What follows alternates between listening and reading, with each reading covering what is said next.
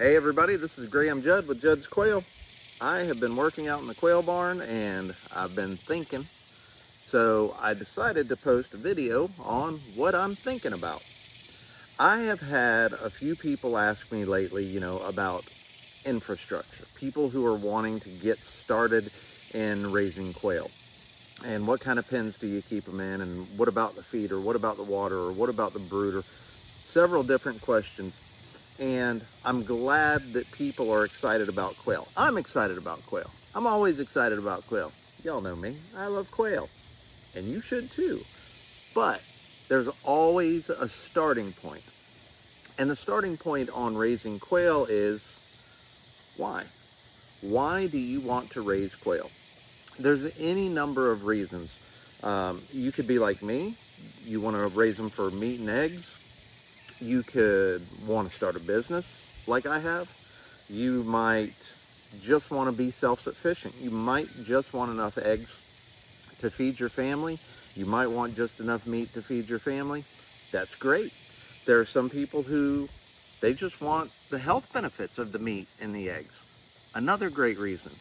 You may just think the quail are cute and you want some pets. And that is awesome. Some of the coolest quail pen setups come from people who just want to keep quail as pets with their outdoor aviaries and their sand baths and the rocks and the stones and the decorative waters, and I love that. I really do. Some people want the color. Some people like the variety. Some people don't have space for chickens, but they still want meat and eggs. Some people live in an HOA. Some people don't have the setup for a bigger bird, and that is all okay. But no matter what your reason, you need to consider why you want to raise them and then kind of branch out to what does this look like in the future. Quail require constant food. They require constant water. They require, to some degree, maintenance in the sense that you've got to protect them from the elements. You've got to be able to keep them in a pen. You've got to be able to collect their eggs. You've got to be able to process their meat if that's what you're going to do. There's a lot that goes along with it.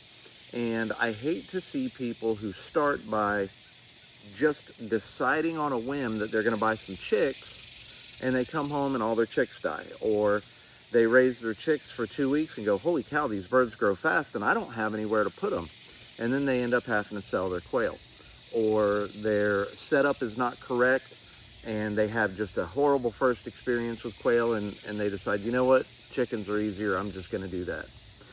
So once you've decided why you want to do this, when I started out, I wanted meat, I wanted eggs, and I wanted to be able to sell just enough to help cover the overtime costs that I missed because Misty's receiving cancer treatment.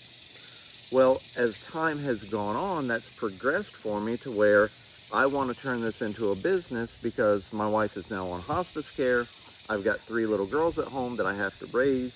I've got a wife who's sick that I have to help take care of.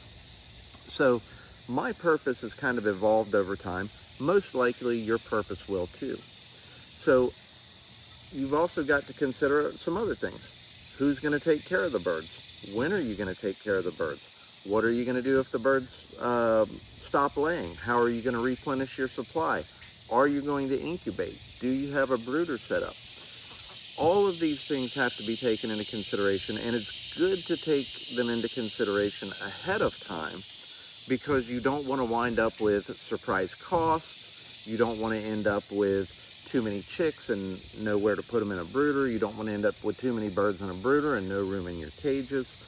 So I would suggest that after you figure out exactly what your purpose is, make a list. What do you need? Are you going to incubate? Okay, well, easy enough. You're going to need an incubator. How many are you going to incubate? Do you want to incubate 20 or 30 eggs at a time? Or do you want to incubate 1, 2, 3, 400 eggs at a time? That's going to factor a lot in what incubator you get. From there, what about brooder space? Okay, I think most of us probably started off with a plastic tote, a heat lamp, and some pine shavings. Perfectly okay for smaller numbers, right? If you're going to want to hatch bigger numbers, you're going to need a bigger brooder. You're going to need more space. After that, where are you going to put your grow outs? Are you going to put your grow outs directly in your breeding cages, or do you want to have a separate cage for those birds? What about your breeder cage? What setup do you want? There's a number of reputable companies. There's Hatching Time, Winola Ranch, GQF, that all sell very nice commercial, I call them commercial grade cages, but those are very expensive. Very expensive. So do you want to build your own? And if you're going to build your own, how are you going to construct it? Are you going to change the water out every day? That's cool. If you've got, 10, 15, 20 birds, it's easy to swap waterers out every day.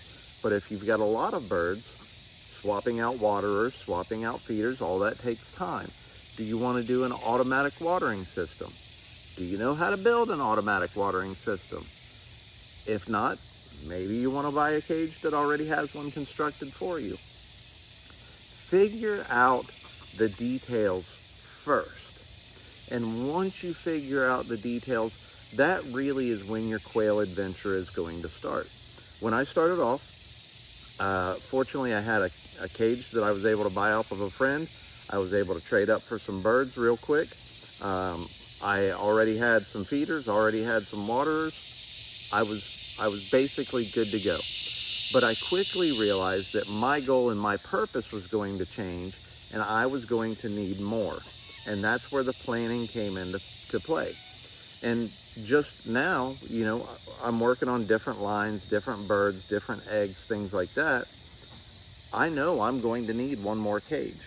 I don't need it now, but I'm looking ahead. So I will, at some point in time, order one more cage for my birds, because I need to produce volume, and I need to be able to supply my customers with the eggs that they order.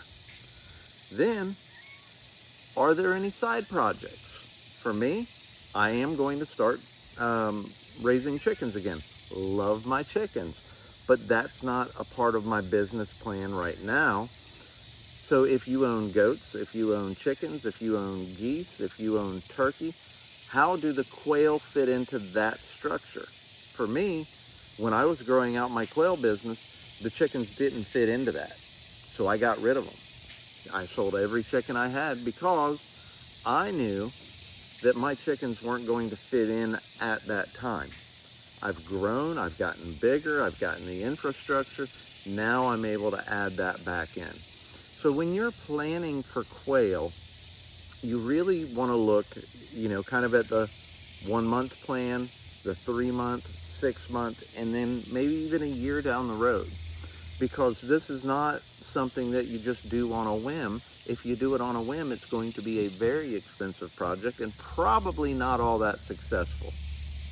So if you're considering getting into quail, please follow me on Facebook, Judd's Quail. Like and subscribe to our YouTube channel, Cowgirls, Jesus, and Rodeo. That's our family YouTube channel. My daughter has gone online and posted videos and somehow gotten us up to over 6,000 YouTube followers. Awesome. That's cool. I'm excited about that. But think ahead, follow me, and if you have questions, reach out to me.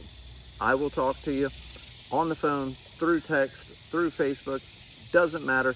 Let me help you get started, and let me help you succeed. God bless you guys. Have a great day.